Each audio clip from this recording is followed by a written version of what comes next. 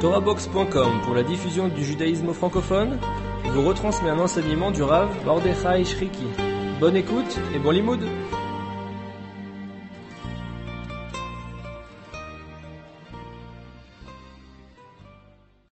Nous allons parler ce soir de l'essence de la Torah, mais je développerai aussi cette notion donc de Kabbalah. La première question, en fait, quelle est la nature de la Torah? Quelle est la finalité de la Torah? Quel est le but de la Torah? Qu'est-ce qu'en fait veut la Torah de nous? Qu'est-ce qu'elle attend des hommes? Et en particulier d'abord du peuple d'Israël. Certaines personnes, certains maîtres, voient dans la Torah comme ce qu'on appelle le tikkun hamidot, la restauration ou l'arrangement des vertus. Comment s'arranger, comment se comporter selon les vertus d'Israël, les vertus donc que Dieu veut nous révéler. D'autres voient dans la Torah comme un livre, une compilation de halachot, de mitzvot, de commandements, où Dieu nous ordonne d'accomplir certains commandements.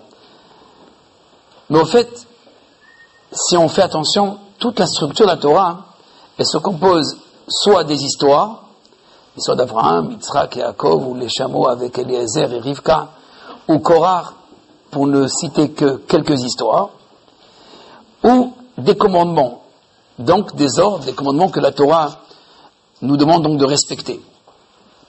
Donc encore une fois, la Torah est structurée soit à partir de certaines histoires, d'abord des Havot, ensuite de Moshe et le peuple d'Israël pendant les 40 ans dans le désert, et aussi, entre autres, il y a un passage donc de tous les commandements, une explication, ou plutôt un ordre. Parfois ils sont expliqués les commandements, parfois ils ne sont pas donc expliqués.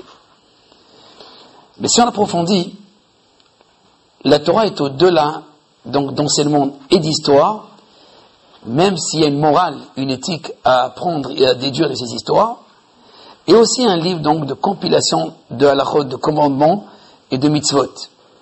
C'est au-delà de cela.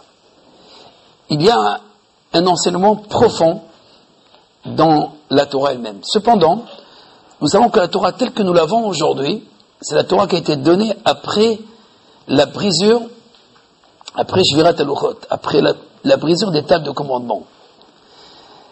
D'après nos maîtres, il y a une Torah des premiers commandements, donc qui sont exprimés par les premières tables, et il y a une Torah qui est exprimée par les secondes tables. La Torah qui est utilisée par les secondes tables, c'est une Torah qui a pris un malbouche, un lébouche, une enveloppe.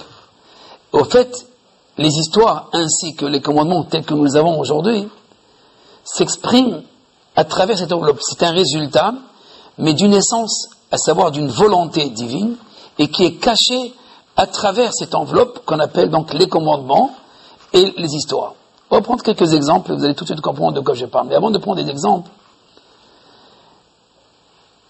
la brisure des tables de la loi nous a montré notre incapacité de saisir cet ésotérisme, ce qu'on appelle donc la Kabbalah. Cette incapacité de saisir la Torah divine, une Torah qui parle de l'au-delà.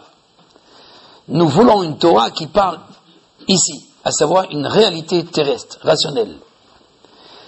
Et donc la Torah a épousé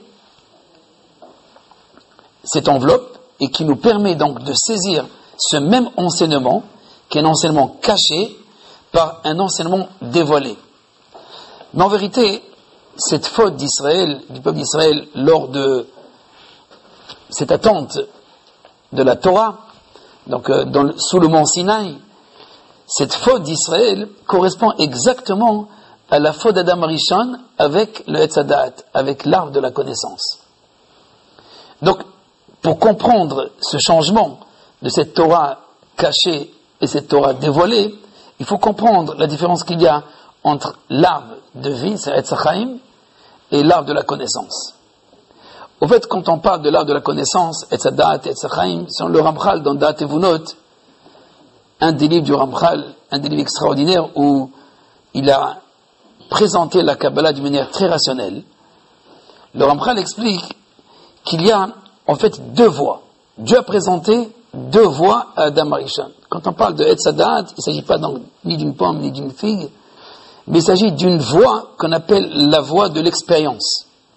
Etz Hadat Au fait, c'est le contraire de Etz HaChaim. Que signifie Etz HaChaim? C'est pas l'arbre de vie seulement, mais c'est la voie de l'éternité. La voie de l'éternité, c'est la voie de la soumission à Dieu. Il y a une annihilation complète à Dieu. Cependant, Etz HaDa'at, l'homme n'est pas soumis à Dieu, il utilise sa volonté, donc son expérience. Sa connaissance est le résultat d'une expérience.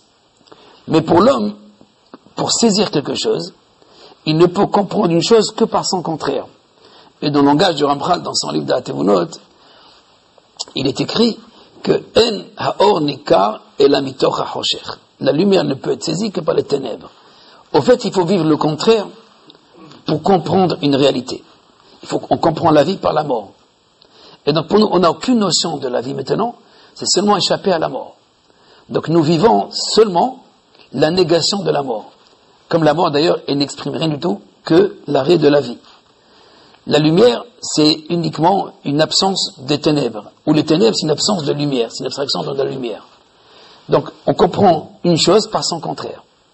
Ena davar nika ela mitoch hofro.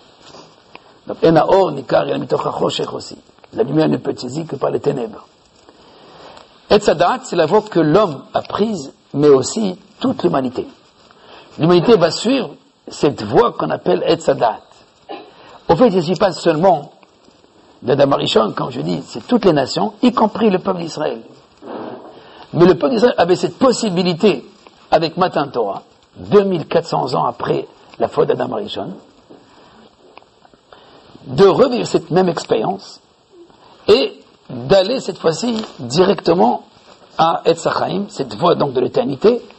Et là, on aurait pu accomplir le verset Veniflinu ani ve'amecha, comme Moshe Rabbeinu a demandé à Dieu que le peuple d'Israël se distingue de toutes les nations, à savoir déjà dans ce monde vivre l'éternité.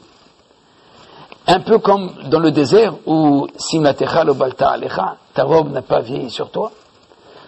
On mange la main, donc la nourriture céleste. L'habit, on ne le change pas. On ne rejette rien du tout. Il n'y a pas de déchets qui procèdent du corps.